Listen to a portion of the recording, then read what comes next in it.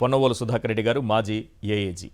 Good evening sir. Good evening అండి. Sir, ఈరోజు ఉదయం తెల్లవారక ముందే చీకట్లు చీల్చుకుంటూ బుల్డోజర్లు రావడం, అసలు రాష్ట్ర ప్రజలు నిద్రలేవగానే ఒక్కసారిగా ఉలిక్కిపడేంత పని. కళ్ళు తెరిచి చూసేలోపు వైఎస్ఆర్సీపీ కార్యాలయం నిర్మాణాలన్నీ మట్టి కుప్పగా మారిపోయాయి. అసలు ఏం జరిగింది? దీనికి నోటీసులు ఇచ్చిన సందర్భంలో కోర్టుకు వెళ్ళినా ఏం జరిగింది? ఓవరాల్గా దీని వెనుక ఏం చరిత్ర నడిచింది? ఈశ్వర్ గారు నమస్కారం అండి. అండ్ అందరు ప్రేక్షకులు వీక్షకులకి నమస్కారం. నిజంగా ఈరోజు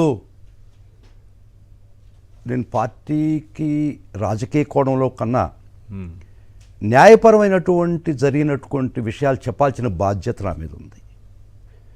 కోర్టులో నేను వైఎస్ఆర్ కాంగ్రెస్ పార్టీ తరఫున ఈ తాడేపల్లి ఆఫీసు కూల్చడానికి ఇచ్చిన నోటీస్ తరఫున నిన్న లంచ్ మోషన్ తీసుకొని అప్పేర్ అయిన సీనియర్ డెసిగ్నేటెడ్ అడ్వకేట్గా ఆ విషయాలన్నీ నాకు కూలంకషంగా తెలుసు కాబట్టి ఇక్కడ చట్టపరంగా ఏం జరిగింది, చట్టం ఎట్ట దుర్వినియోగం అయింది, చట్టం ఎట్ట బేఖాతరు చేశారు, ఈ రాష్ట్రంలో రాజ్యాంగం చట్టం అమలు కాలేదనే ఒక బాధతో ఖచ్చితంగా జ్యుడిషియరీకి సంబంధించినటువంటి వ్యక్తిగా ఖచ్చితంగా ఇది ఈ ప్రజలకు తెలపాల్సిన బాధ్యత నా మీద ఉంది కాబట్టి రాజకీయ కోణంగా నేను మాట్లాడటంలో I'm not concern with from the political angle. నేను I'm only concern with the from the legal angle. I'm only seeing the cases as a case from the legal angle. ఇక్కడ ఈ విధమైనటువంటి కోర్టు ఆర్డర్లు బేఖాతరు చేసినటువంటి దుశ్చర్యకు it is a revolt in my conscious. It is a conscious that got affected. ఒక చట్ట పరిధిలో సంబంధించిన ఒక ఆర్డర్ తెచ్చినా కూడా ప్రభుత్వం దాన్ని తుంగలో తొక్కి దాన్ని ఎట్ట ఫ్లౌట్ చేసిన ఆ బాధతో ఖచ్చితంగా నేను ఆ కేసు తరఫున వైఎస్ఆర్సీపీ తరఫున వాదించిన అడ్వకేట్గా నేను ప్రజల ముందరకు వస్తుండా మీ ద్వారా నేను చెప్పదలుచుకున్నాను. కోర్టుకి వాళ్ళు ఏం చెప్పారు, కోర్టు ఏం చెప్పిందని క్లియర్గా చెప్పారు. ఈ ఆరో నెల 10వ తేదీ ఒక provisional order as required under 115 CRDA act తయారు చేసి 15వ తేదీ సర్వ్ చేశారు. 7 days లోపల రిప్లై ఇవ్వమని. 15 ఆర్డర్ డేటెడ్ 10 అని ఉంది హెడ్డింగ్లో, డేట్లో. సర్వ్ చేసింది 15వ తేదీ. మాకు 10వ తేదీ తయారు చేసింటే 10 ఇవ్వాలా, 11 ఇవ్వాలా, 15 ఇచ్చారు.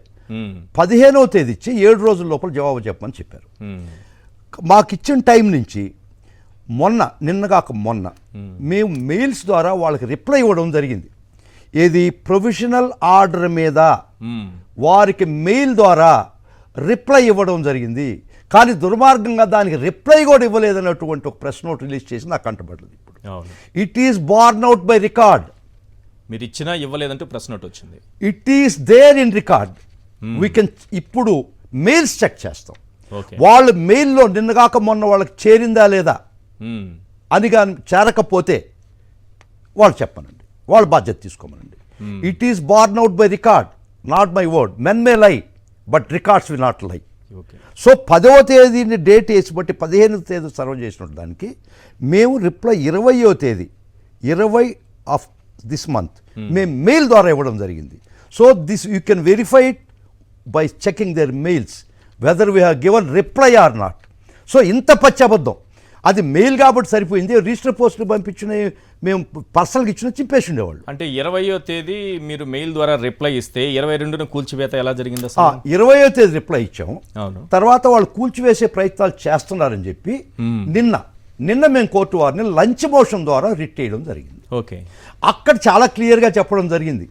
10వ తేదీ ఆర్డరు 15 మాకు సర్వ్ చేశాడు, 7 days టైం ఇచ్చారు అని చెప్పి ఇట్లా కూల్చడానికి ప్రయత్నిస్తున్నారు. ఇది ప్రొవిజనల్ ఆర్డర్ మాత్రమే. ప్రొవిజనల్ ఆర్డర్ మా రిట్ అఫిడవిట్లో చాలా స్పెసిఫిక్గా ఉంది. రిట్ అఫిడవిట్లో కాబట్టి కన్ఫర్మేషన్ ఆర్డర్ ఇవ్వలేదు. ప్రొవిజనల్ ఆర్డర్ మీద కూలడానికి వస్తున్నారు కాబట్టి కోర్టు వారు ఇంటర్ఫియర్ కావాలా. Let them follow the due process of law. అంటే ఈ ప్రొవిజనల్ ఆర్డర్ కానీ చాలా స్టెప్స్ ఉన్నాయి. కూల్చడానికి వచ్చేదానికి 3 steps అహెడ్.